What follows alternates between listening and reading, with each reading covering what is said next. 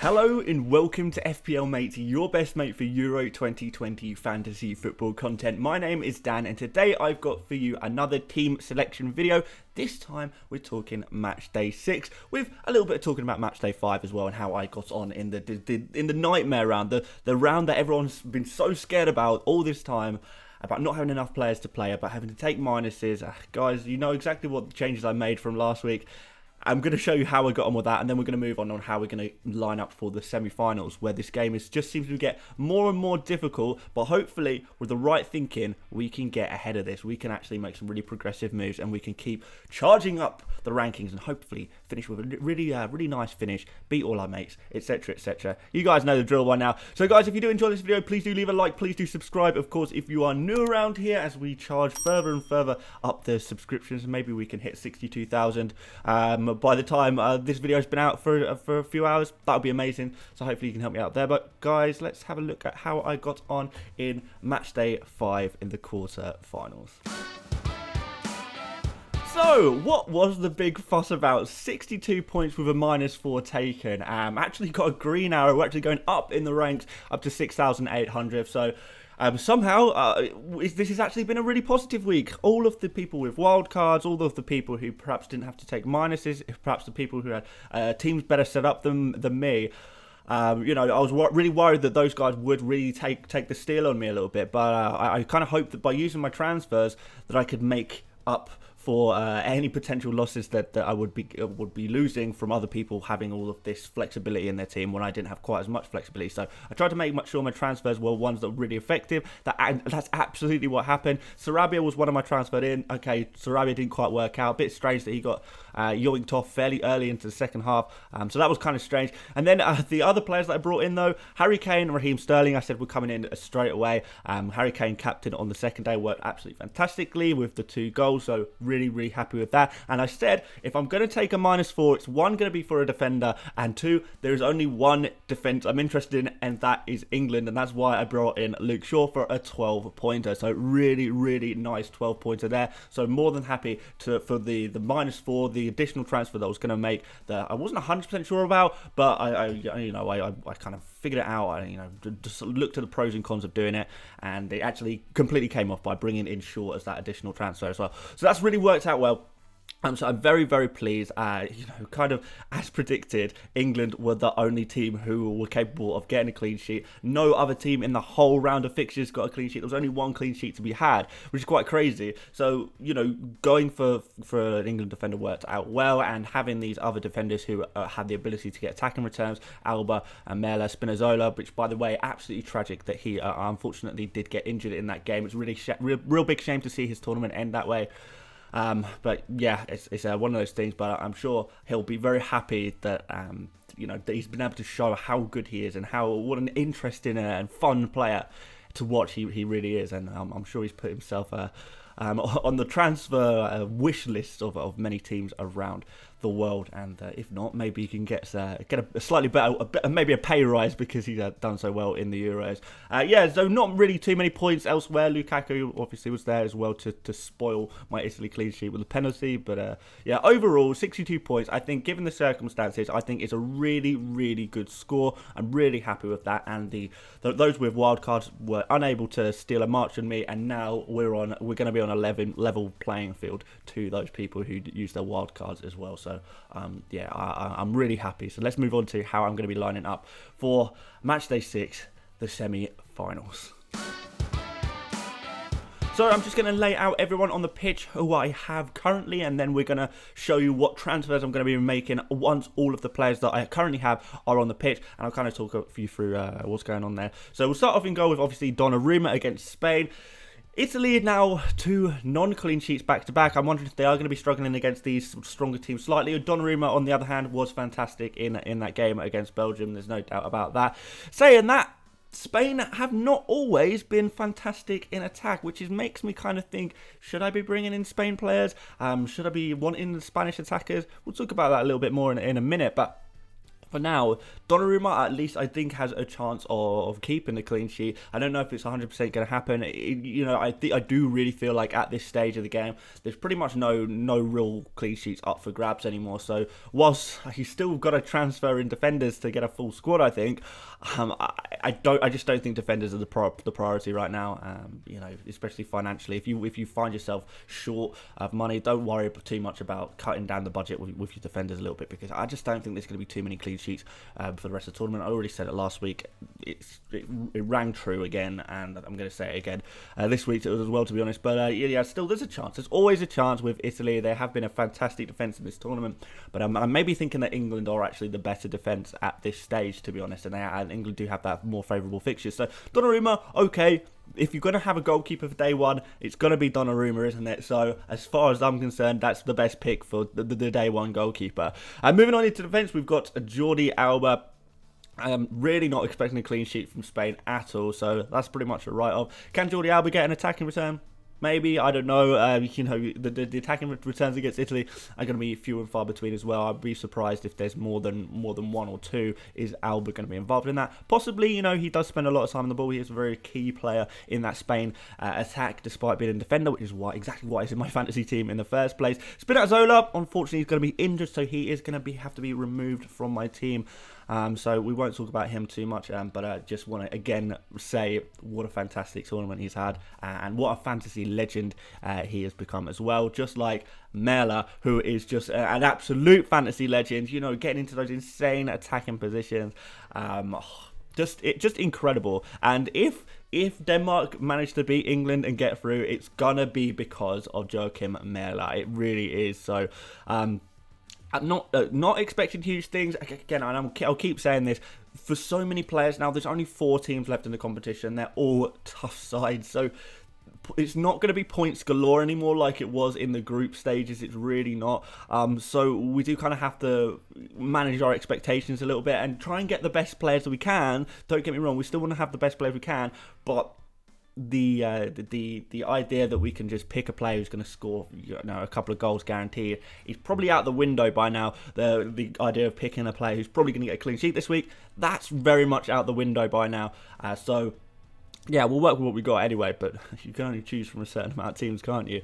So into midfield, we've got Sarabia, unfortunately yanked off slightly earlier last game, which is a bit of a strange move. I do wonder if that means that he is going to be more fit and fresh to go for a few more minutes against Italy, although these substitutions in the Spain team can seem to happen around the 60-minute mark, can't they?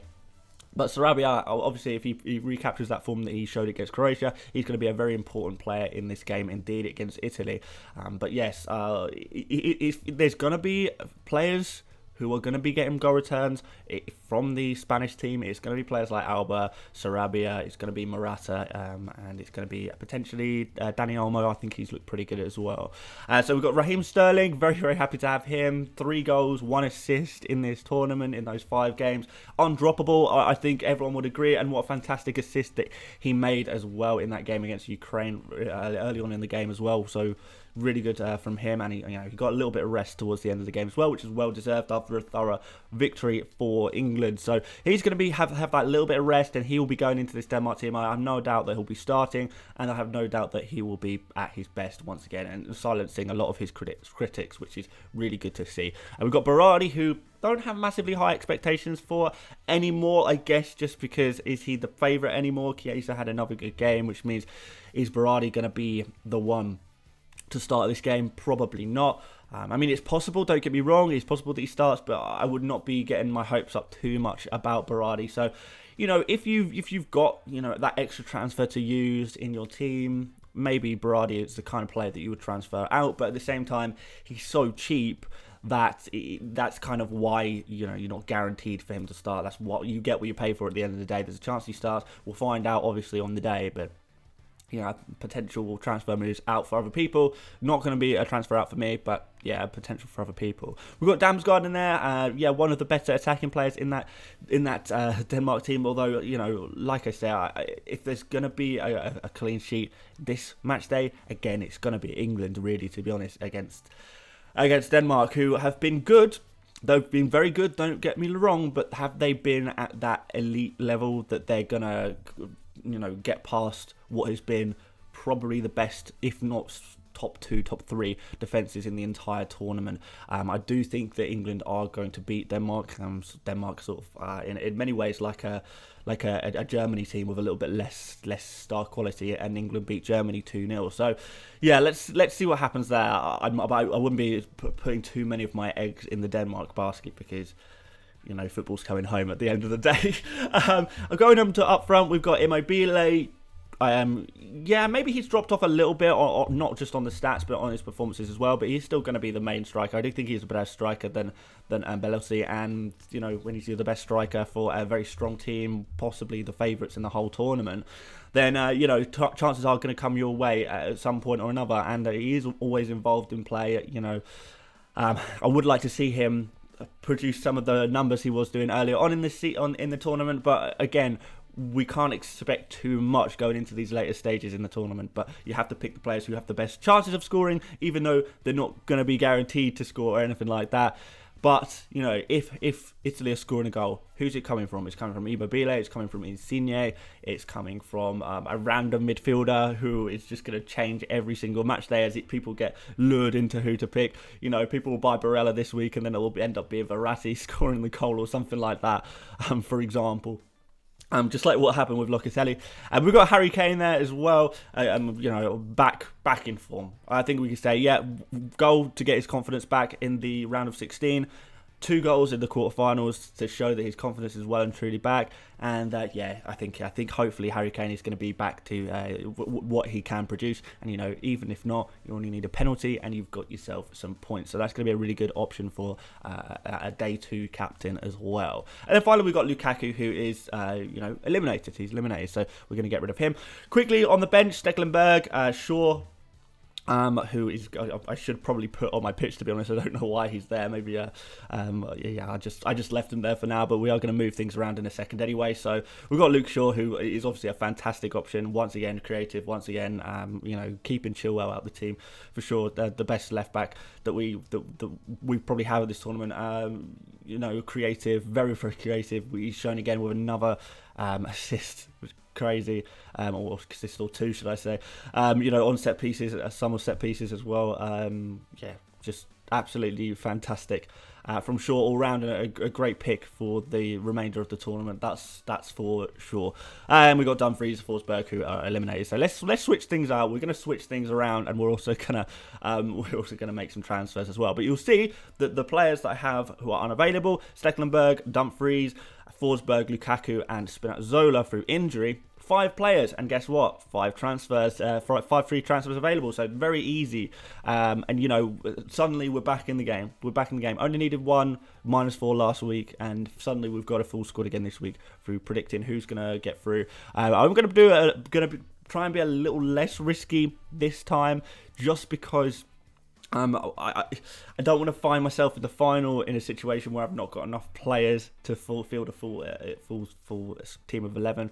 So I'm going to spread the risk a little bit. The only team that I'm not going to be transferring in on is going to be Denmark, because I do think out of the 4 teams, Denmark are the least likely to go through in this round, and you do have to take a degree of risk. But what I don't want to do is go all in on England and Italy, for example, the 2 favourites in this round, and suddenly Spain get a result, and I'm down a lot on my Italian players. But at the same time, we do have to take a risk to a degree and still try and pick the best players. So, but I can't neglect. What I'm basically saying is I'm not going to neglect Spain, which would be very easy to do, because I don't think the Spain defence is going to keep a clean sheet. I don't think the Spain attack is going to score too many goals. But I can't neglect them, because what if? I could put myself in a bit of trouble. So here's what we're going to do, guys. We're going to take out those 5 players who I just mentioned, and we're going to replace them on this team sheet with. We're going to put Morata in place of Lukaku. We're going to put Pickford in place of Stekelenburg. We're going to put Harry Maguire in place of Dumfries. And finally, we're going to put Insigne in place of Forsberg. So now we're looking really nice. Like I said, I'm not neglecting Spain, so I did want to bring in Morata just for that little bit of Spain cover. If there's a situation where Spain and Denmark could go through, then yes, okay, fair enough, I'm in trouble. But in this scenario, if only one team gets eliminated, out of the two teams. Obviously, I'm backing Italy and England to go through mostly, but if one of them doesn't pay off, then I'm still going to be able to survive for the final match day, the final of the whole tournament. So that's going to be absolutely fine. So not too worried if I just try and play it this way. I don't think both Spain and Denmark are going to go through. I really don't think that, and I'm gonna make that bet, I guess, that's not gonna happen. So obviously we are now tripled up on the England defence. Like I said, guys, there's only really one defence even worth going for in this tournament. I've said that for a couple of weeks now, and we'll maintain that. So if I'm gonna bring in a goalkeeper, if I'm gonna bring in a defender, well, I don't really have much choice. I kind of have to bring in something from England because there's not really any other team that I'm really confident is going to keep a clean sheet. Obviously, I have brought in Emerson instead of Spinazzola here as well, just to really nicely cover the left back position. I know that the left back position linking up with Insigne has been really effective in this tournament for Italy. So Emerson is a player that I think is quite a natural player to bring in. You know, it's a like for like in many respects. I don't think he'll perform in the same way as he will and Spinazzola has. I don't even think that their play style is that similar either.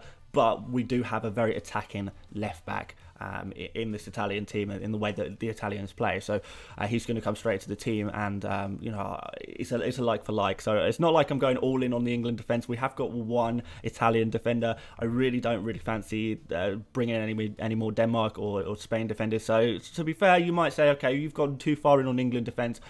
But we've got 4 teams left. We've only got 4 teams left to choose from, haven't we? So we're kind of lacking in choice. And if England keep a clean sheet, and I've got 3 English defenders, well, if you include the goalkeeper as a defender, obviously, and then suddenly we're really going to look absolutely amazing. We're going to look really amazing, and we're going to have that full defence full of 6-pointers, which is always what we like to see. Maybe a bit more if Shaw can get something, or Harry Maguire, a great aerial threat who obviously threatened in the air last game as well, so that could be pretty good indeed. Maguire definitely my second favourite of the England defenders, so easy decision to be made there. Obviously we've got Insigne, who, what a fantastic shot, pressing that RB button when he took that shot on, for sure, the finesse. So that looked really good, and yeah, he's just a star player in the Italian team, isn't he? So if I'm going to bring in another Italian midfielder, a player who I think is going to get through to the final, then in terms of premium midfielders left in the entire competition, I had the premium money to spend. Who else do you go for, really? I could maybe go for Ferran Torres. I don't even know if Ferran Torres should start. If it was up to me, it would be Morata as a striker, then Sarabia and Olmo either side of him. That's probably the way I would go. I don't know if that's actually going to be what happens, but that's probably how I would think that maybe Luis Enrique is thinking in terms of that attack. So maybe. But for that reason, Olmo is kind of out of the running. And Spain have been fairly viable to concede a few goals. So why not go for an extra Italian attacker? Why not? Immobile is obviously great. Berardi, we don't know if he's going to start or not. So let's bring in another Italian midfielder to try and get some points there. And then finally, we've got Morata up front, who, like I said, I'm not expecting huge things from the Spanish attack in this game. Like I said, it's going to be a maximum 1 or 2 goals. But if there is 1 or 2 goals, who's it going to come from? And Morata is very likely to be involved. He's, again, another player who's had that nice little rest at the end of last game. Seemed like a strange move to bring him off. Definitely a move that didn't pay off, bringing off Morata, because he could have provided that threat to get that second goal and end the game for Spain. So he's going to come back into this team, I imagine. And he should look pretty good as well. We'll find out, of course, before the deadline whether Morata's going to be starting, and we can always make a last-minute switch on that as well if we change our minds. And I've got Spain covered. Even though I do fancy Italy to go through, I've got Spain covered in the situation where Italy don't go through. So there we go, guys. That is my team. It's looking really good. I think, having survived last match day, having to have 5 transfers to use, I always said, as soon as I can get to those 5 transfers, we can fix everything with those 5 transfers. I just got to survive last week. We survived last week. We more than survived it. We went up in the rankings, and now we're going to push on even more, I think. And now with these sensible transfers that are both have the right amount of risk, I feel, and also the right amount of being slightly sensible as well. We've got captain covers on both days. Obviously, on the first day, we perhaps go for an Insigne, to be fair, or an Immobile. I'll make a last-minute gut feeling on this, because it's going to be between Immobile and Insigne for sure. And then on the second day, I think we just go for our guy Harry Kane again. why not? Why not? Did the business last time. Can he do the business again? I absolutely think he can. So, yeah, I think we've got a pretty balanced team. I think we've got a good amount of options on the first day, a good amount of options on the second day as well. I think making the substitutions midway through the match day is going to be very, very easy for me to do indeed. And I think, hopefully, we're going to keep progressing and winning and doing really well in Euro Fantasy. And yeah, it's been an absolute journey. And yeah, we're getting on really well. So really, really pleased. Let's keep going. Let's keep going, guys.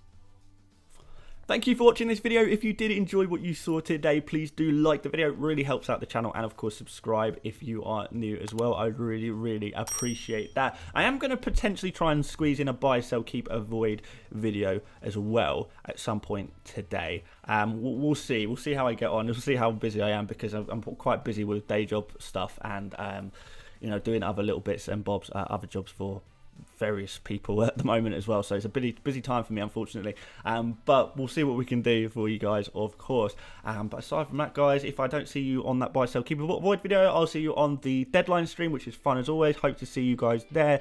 And yeah, that's pretty much it. So thank you for watching once again, and I'll see you later, mates. Bye bye.